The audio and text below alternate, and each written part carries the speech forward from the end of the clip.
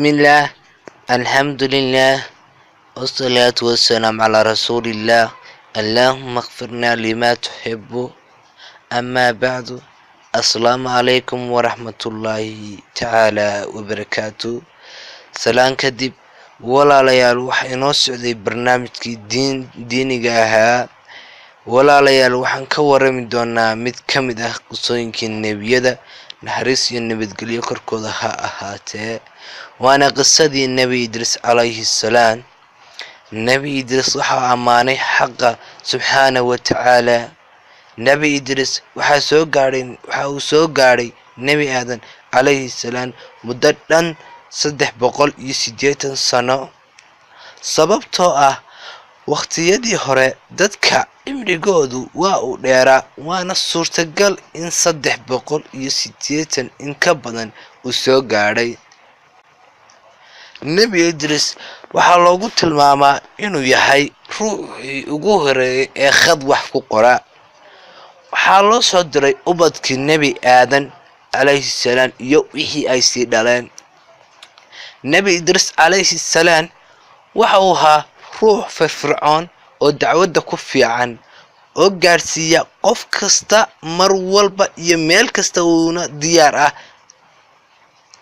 eebe subxaana wa tacaala wuxuu qur-aanka uu ku leeyahay amaba uu ku tilmaamay nebi idris inuu sare u qaadayo amaba kor u qaadayo makaankiisa iyo boosashiisa.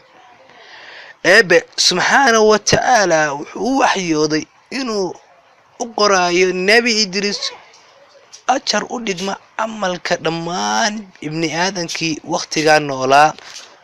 kadib waxa uu jeclaystay inuu siyaadiyo cibaadada si uu camalkiisa u bato. nebi idris hase ahaatee waxaa sare u qaaday nebi idris malag ka mid ah malaa'igta, kaasoo geeyey samooyinka.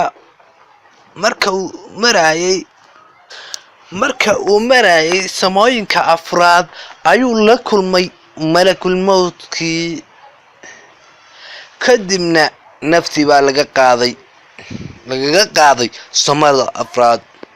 saas awgeed alla waxa uu leeyahay waxaan kor u qaaday makaankiisa. nebi maxamed sallallahu calayhi wasallam markii la dheeliyey habeenkii israaj wal micraaj waxa uu nebi idris ku sii maray samada afraad. nebi idris qoomkii loo soo diray waxay ku sugnaayeen amaba baaqi ku ahaayeen diintii nebi idris iyo nebi aadan calayhi salaam. daawadayaal intaan ku kulmi doono qisadan qisa lamida insha allahu tacaala waxaan idiga sii tegaynaa. assalaamu calaykum waraxmatullaahi tacaala wabarakaatu. haddaad channelka ku cusub tahay please subscribe samee si aad loo socotid channelkan wax walba oo la soo gudbiyo insha allahu tacaala. channelkana bisha Ramadaan awgeed waan ballaarin doonaa, barnaamijyo kalena waan ku soo dari doonaa oo faa'iido idin leh.